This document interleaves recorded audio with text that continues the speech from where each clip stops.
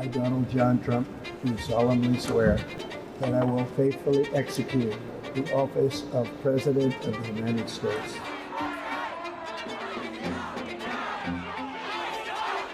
The golden age of America begins right now. We'll sign a series of historic executive orders. First, I will declare a national emergency at our southern border.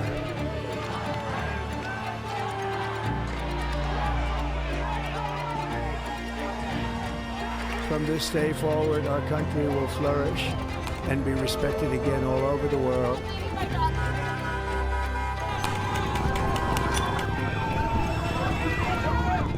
With these actions, we will begin the complete restoration of America and the revolution of common sense. It's all about common sense.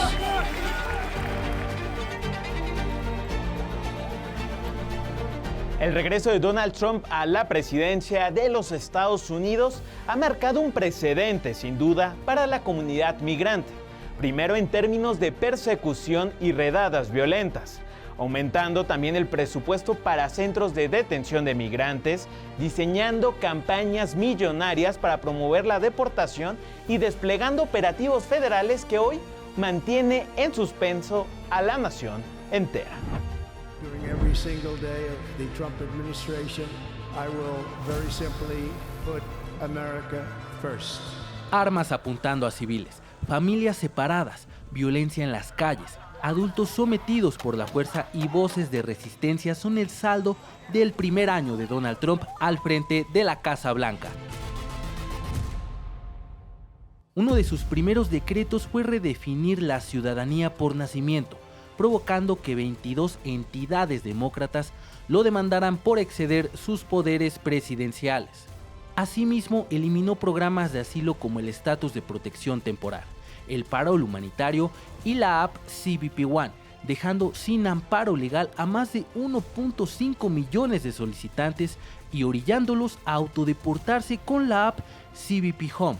Trump invocó la ley de enemigos extranjeros de 1798 para detener a cientos de migrantes venezolanos acusados de ser terroristas. Muchos terminaron en lugares como la base militar de Guantánamo, en Cuba al lado de prisioneros de guerra. Otros fueron enviados al Secot, la prisión de máxima seguridad de El Salvador y la más reforzada de América Latina.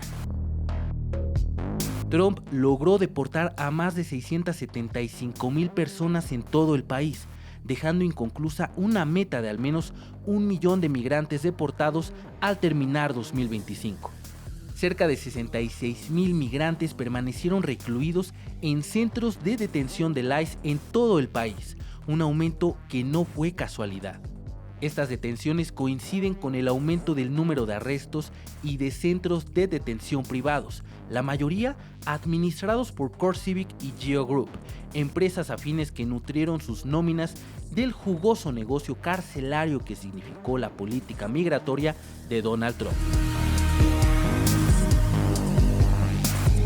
Sin embargo, no todos los arrestos fueron hacia criminales, pues hasta noviembre de 2025 solo el 5% de los detenidos por ICE había cometido crímenes violentos, mientras que el 73% no contaba con antecedentes penales. La Casa Blanca también impulsó campañas millonarias para reclutar agentes del ICE con la promesa de convertirlos en héroes de guerra. La ciudad de Santuario también fueron objetivos de la cacería republicana. Trump mantuvo el dedo en el renglón ante líderes demócratas que se opusieron públicamente a su política de deportaciones y en algunas al despliegue de la Guardia Nacional. Las protestas a nivel nacional en Los Ángeles, Chicago, Boston, Washington D.C., Nueva York y Minneapolis demostraron que la población estaba dispuesta a luchar por sus derechos civiles. We had a meeting. And I say, why is it we only take people from shithole countries, right? Why can't we have some people from Norway, Sweden, just a few? Let us have a few. From Denmark. Uno de los momentos más críticos de esta ofensiva federal fue el asesinato de Renee Nicole Wood, madre, poeta y ciudadana estadounidense de 37 años, quien fue asesinada el 7 de enero por Jonathan Ross, un agente del ICE que hoy goza de inmunidad absoluta, amparado por el gabinete de Trump. Estos esfuerzos no habrían sido posibles sin el respaldo incondicional de sus halcones, cuyos perfiles destacaron por sus posturas abiertamente xenófobas y supremacistas. El descontento se recrudeció con la aprobación de un presupuesto total de $75 millones asignados al ICE para los próximos 4 años, esto a costa de recortes de programas públicos federales. Para la Casa Blanca, los migrantes también fueron cifras vacías. 2025 fue declarado el año más mortífero para el ICE en 2 décadas, con 32 personas fallecidas bajo custodia federal. Encuestas internas registraron un desplome en el apoyo público de sus medidas anti-inmigrantes del 38% con respecto al 49% en marzo de 2025, desenmascarando el rostro de una figura política que hoy es irreconocible incluso para sus propios aliados. Sergio Omar Cordero, TV Migrante. Estas políticas ya están impactando en la opinión pública de los Estados Unidos. Una encuesta reciente publicada por el Pew Research Center reveló que el 70% de la población latina desaprueba el desempeño de Donald Trump al frente de la Casa Blanca, reflejando un aumento en el pesimismo de esta comunidad ante los efectos políticos y económicos provocados por el mandatario republicano. Por su parte, el 65% rechazó su enfoque hacia la migración, mientras que el 68% afirmó que su situación en los Estados Unidos es peor que la de 2024. Asimismo, el 78% afirmó que sus medidas perjudican en lugar de beneficiarlos, mientras que el 55% expresó sentir serias preocupaciones sobre su lugar dentro de los Estados Unidos. El estudio reveló que los latinos representan el segundo grupo racial y étnico más grande del país, representando a 1 de cada 5 estadounidenses con 21.1 millones de residentes en toda la Unión Americana. Así, según lo señalan las últimas cifras del censo de los Estados Unidos. Hay que señalar que este grupo fue clave justamente para la victoria de Donald Trump. Este 23 de enero, en la ciudad de Minneapolis, cientos de personas salieron a las calles a rechazar las políticas migratorias de Donald Trump, las redadas violentas del ICE y también en solidaridad con la ciudadana estadounidense Renee Nicole Wood. Vamos a ver.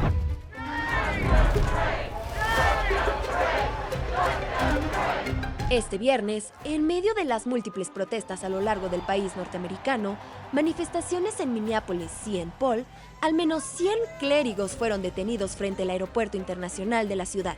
Nueva York, Los Ángeles, Nueva Orleans, Georgia y múltiples ciudades más se unieron a esta misma respuesta social y en solidaridad con la huelga general, sumándose una enorme manifestación estudiantil contra el ICE en la escuela secundaria Meadow Creek en Norcross, Georgia.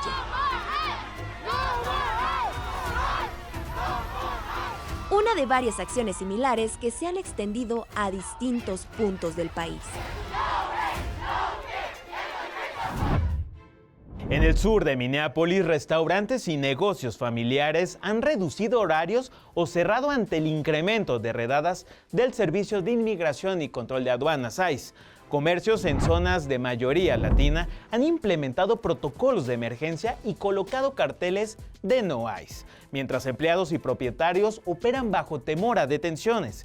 Según la Cámara de Comercio Regional de Minneapolis, la economía regional, valuada en $350,000 millones, ya resiente los efectos, que van desde la caída en las ventas de pequeños negocios hasta afectaciones en grandes empresas y explotaciones agrícolas. Y en medio justamente del clima de tensión que se vive en Minneapolis, nos enlazamos con Patricia Aquino, migrante y miembro de Dignidad Migrante. ¿Qué tal, Patricia? Bienvenida. Muy buenas tardes, Emerson. Mucho gusto, Patricia. Patricia, cuéntanos cómo viven justamente el día a día en Minneapolis y esto cómo ya ha afectado a la comunidad en temas económicos, por ejemplo. Pues fíjate que la verdad pues ha sido algo muy tedioso, súper complicado por muchas razones, ¿no? Pues para nosotros en lo personal se nos ha dificultado mucho porque pues no podemos salir a trabajar, que es lo que realmente por lo que venimos, ¿no? Por la razón de que la verdad que sí tenemos miedo a ver todo lo que está pasando fuera de casa, ¿no? Entonces, pues no hemos completado nuestros proyectos, nuestras metas. Entonces, pues tenemos miedo a regresar, pues tal como venimos, ¿no? Con los brazos cruzados. Patricia, ¿y tú has percibido una especie de perfilamiento racial al momento de realizar estos operativos por parte del ICE?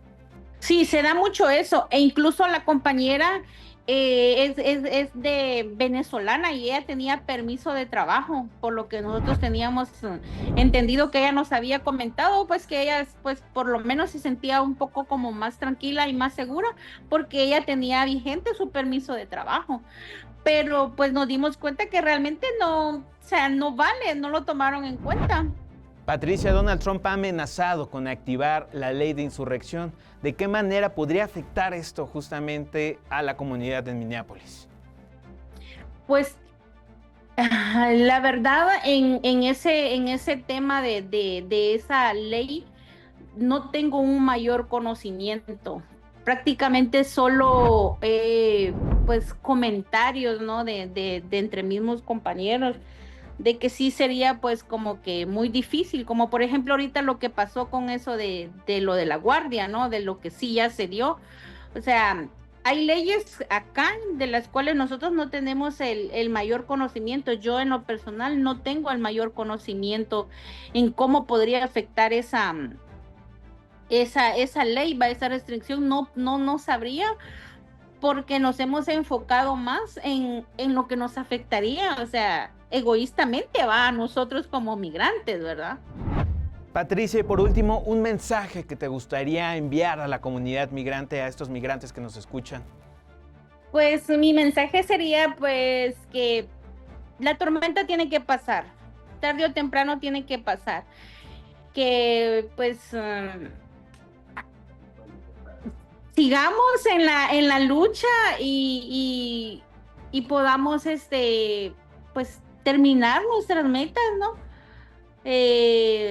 Apoyarnos unos con otros como ahora lo hemos venido haciendo. Pues nos hemos dado cuenta que muchos ciudadanos pues se han unido a apoyarnos a nosotros, y entonces eso como que es como un aliento para nosotros, pues de que no todas las personas pues están a favor de las deportaciones, sino que también hay muchos ciudadanos de que valoran el esfuerzo y el trabajo que nosotros venimos a hacer.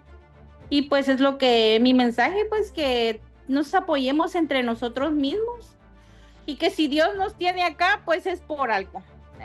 Pues hemos visto cómo varios familiares, conocidos, pues han sido deportados, ya están en nuestro país, y nosotros todavía seguimos aquí, entonces es por algo. Muchísimas gracias, Patricia, por estar aquí en TV Migrante Informa. Al contrario, pues darles gracias por el espacio, por el tiempo, por la importancia que le ponen a cómo podríamos nosotros estar viviendo en estos momentos esta situación, ¿verdad? Que la verdad que es lo que se agradece, porque te sientes como querido, como protegido, como importante, que hay alguien que se preocupa de por lo menos saber cómo estás llevando tu proceso. El simple hecho de que te digan tranquilo, todo va a pasar, todo está bien, ese es un gran aliento para nosotros. Entonces simplemente darles gracias por el espacio y la oportunidad. La muerte del migrante cubano Geraldo Lunas Campos, ocurrida el pasado 3 de enero en el campamento East Montana, en Texas, fue determinada como homicidio. Según un informe de autopsia publicado por la Oficina del Médico Forense del Condado de El Paso, la autopsia detalló signos de forcejeo, hemorragias en el cuello y lesiones compatibles con sujeción física. Aunque el ICE había calificado el deceso como un suicidio, el informe forense pone en duda esa versión.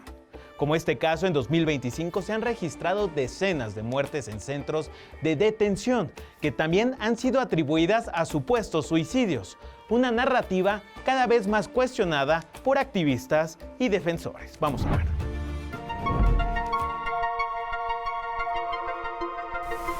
Mientras que Estados Unidos se sumerge en la opacidad de los centros de detención, el 2025 se consolidó como el año más letal en 2 décadas para la población migrante bajo custodia del Servicio de Inmigración y Control de Aduanas, ICE.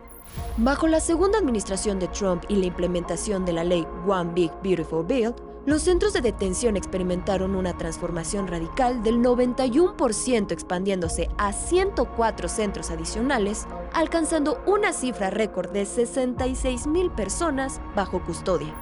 Tras esta ley, CoreCivic y Geo Group, los 2 mayores operadores de prisiones privadas en Estados Unidos y socios clave del ICE, reportaron ganancias significativas tras la aprobación del nuevo presupuesto de $45,000 millones. El balance de 2025 incluye una serie de 32 fallecimientos registrados que las autoridades han atribuido principalmente a causas naturales o aparentes suicidios, versiones que han sido cuestionadas por familiares y organizaciones de derechos civiles. Entre los fallecidos se encontraban 8 migrantes mexicanos: Abelardo Avellaneda Delgado, de 68 años, Jesús Molina Bella, de 45 años, Lorenzo Antonio Batres Vargas, beneficiario de DACA, Óscar Rascón Duarte, de 58 años, Ismael Ayala Uribe, de 39 años, Miguel Ángel García Medina, de 31 años, Leo Cruz Silva, de 34 años, y Gabriel García Avilés, de 54 años. La expansión del sistema hacia centros como Alligator, Alcatraz y el uso de complejos militares también han dificultado la supervisión externa, coincidiendo con el mes de diciembre como el más crítico, registrando 6 muertes bajo custodia. La tendencia de mortalidad no se detuvo con el cambio de año. En lo que va de 2026, al menos 5 personas han muerto bajo custodia del ICE. Entre los casos más recientes se encuentra el del mexicano Ever Sánchez Domínguez, de 34 años, quien fue hallado inconsciente en una celda del centro de detención Robert Dayton en Georgia, tras 6 días bajo custodia y a la espera de una audiencia. Con estos fallecimientos en las primeras semanas del año, el escrutinio sobre las empresas privadas que operan estos centros se intensifican pese a la asignación de $45,000 millones para este rubro. Hazel Ruiz, TV Migrante. Agentes de Inmigración y Control de Aduanas detuvieron a un niño de 5 años esta semana, identificado como Liam Conejo Ramos, quien regresaba del preescolar junto a su padre cuando ambos fueron abordados por agentes de inmigración en un distrito escolar de Minneapolis. El suceso generó controversia luego de que Seguridad Nacional culpara de abandono a su padre, identificado como Adrián Alexander Conejo Arias, un migrante ecuatoriano al que también señaló como indocumentado. Esto pese a tener un proceso de asilo activo y de no contar con órdenes de deportación. Pese a los señalamientos de que el padre escapó, abogados de la familia aseguran que tanto él como su hijo fueron enviados a Delray, Texas, donde se encuentran recluidos en un centro de detención migratorio. El hecho sin duda desató indignación entre los residentes de las ciudades gemelas y elevó la tensión hacia las autoridades migratorias, mismas que han arrestado a 4 menores de edad en las últimas semanas. When I say that we're experts, both Border Patrol and ICE, in dealing with immigration cases that involve children, probably the most experienced anywhere in the United States by any domestic law enforcement agency. Al respecto, el vicepresidente de los Estados Unidos, J.D. Vance, sostuvo que el padre de Liam era un migrante irregular. Vamos a ver lo que dijo el vicepresidente. And what I find is that the 5-year-old was not arrested, that his dad was an illegal alien, and then when they went to arrest his illegal alien father, the father ran. Y en más información, el Departamento de Estado de los Estados Unidos suspendió desde el pasado 21 de enero el procesamiento de visas de inmigrante para ciudadanos de 75 países, entre ellos Brasil, Colombia y Uruguay, al considerar que los solicitantes podrían convertirse en una carga pública para el sistema de asistencia social. Aunque la suspensión no aplica a visas temporales de turismo o negocios, el gobierno federal ordenó una revisión más estricta para todos los solicitantes, incluidos quienes buscan viajar a los Estados Unidos con motivo del Mundial 2026. Tras esto, la FIFA implementó el FIFA Pass, un sistema de citas prioritarias para solicitantes con boletos para el torneo. Sin embargo, la Embajada de Estados Unidos aclaró que este mecanismo no garantiza la aprobación de la visa ni el ingreso al país, ya que todos los casos siguen sujetos a las mismas revisiones consulares. Y el Departamento de Seguridad Nacional aumentó a $2.600 el monto de autodeportación para aquellos migrantes indocumentados que abandonen Estados Unidos de manera voluntaria. Esto si usan la aplicación CBP Home que el gobierno federal ha promocionado durante los últimos meses. Este incremento supera los $1,000 que la agencia federal ofrecía a los migrantes para persuadirlos de dejar el país durante 2025, manteniendo activa la amenaza de que si no acatan la oferta del gobierno de Trump, serán expulsados del país de manera permanente. Homeland Security asegura que 2.2 millones de indocumentados se autodeportaron desde enero de 2025. Sin embargo, un informe reciente del Brookings Institution cuestionó los datos de Homeland Security, afirmando que dichas cifras no deben considerarse como una información creíble. A un año del retorno de Donald Trump a la Casa Blanca, el endurecimiento de la política migratoria en Estados Unidos ha alterado el trayecto y los flujos de miles de personas en movilidad. Ante esto, México se perfila como una vía para quienes buscan regularizar su situación y solicitar protección a través de la Comisión Mexicana de Ayuda a Refugiados. Vamos a ver. Sometimes in history, there's this magic moment. Donald Trump ha cumplido el primer año de su segundo periodo como presidente de Estados Unidos. Su retorno a la Casa Blanca el 20 de enero de 2025 significó la imposición de políticas en contra de las y los migrantes. Estas medidas conllevan arrestos, deportaciones masivas, aumento de agentes del ICE, apertura de centros de detención y recortes a presupuestos de salud y educación para destinarlos a seguridad nacional. Nadie tiene el derecho de tratar mal a otra persona por su condición migratoria u otra condición, ¿no? Pero en este caso de la migratoria, entonces, pues necesita un escarmiento, digo yo, y un buen reorganización de su cerebro y en su corazón principalmente. El retorno del republicano ha implicado más de 500 acciones contra los migrantes, como la cancelación de la aplicación CBP One, más de 622,000 deportaciones y 38 órdenes ejecutivas, así como 1,200 detenciones al día, 70,000 migrantes en centros de detención como Alligator, Alcatraz y 12,000 nuevos agentes del ICE. Las razones que tenga referente a la intención de algún momento ir a Estados Unidos, pero el que va a permanecer acá en México, pues lo que interesa es regularizarse. En este caso soy profesionista y pretendo homologar mi licenciatura en Derecho acá en México. Ante la persecución contra las y los migrantes de Estados Unidos, el sueño mexicano es una realidad y cientos de personas acuden a regularizar su situación migratoria a la Comisión Mexicana de Ayuda a Refugiados. Mi nombre es Alfred Gill, soy de Nicaragua y aquí estoy pues en los trámites de Comar. Es un proceso Comar que hay que hacerlo legal, ¿verdad? De una manera legal, a Comar la procedencia y la procedencia, ¿verdad? Y bueno, lo que estoy aplicando, lo que estoy yo pidiendo es residencia, la residencia de aquí de México para trabajar legalmente y vivir una vida cómoda. Del 1 de octubre de 2024 al 30 de junio de 2025, el gobierno de México ha entregado más de 127,000 tarjetas migratorias para acreditar una estancia regular en el país.